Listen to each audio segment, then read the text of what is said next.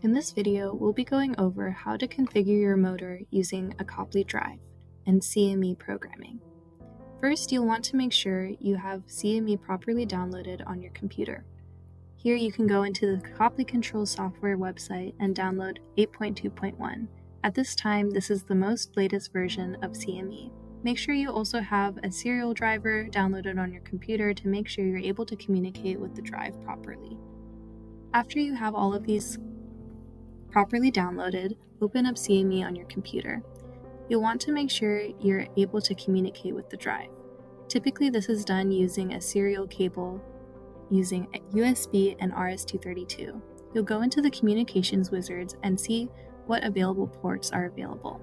You'll click on all or some and make sure you add them into the selected ports. After that, you'll click next and finish, and it'll allow you to see which ones are properly connected.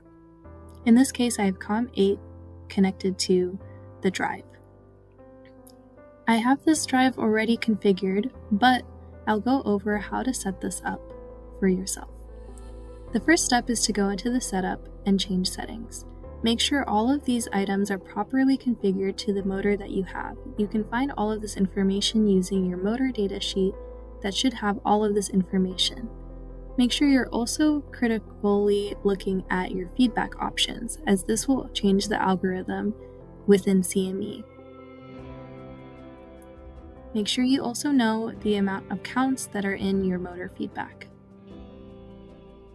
This is for the brake setup, but in this case I do not have a brake on my motor.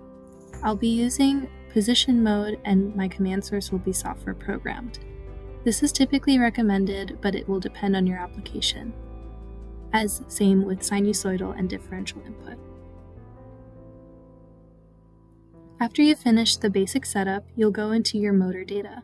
Here you can find all of the motor data information from that same motor data sheet that you should have ready with you. Make sure you input all of the information properly and click calculate.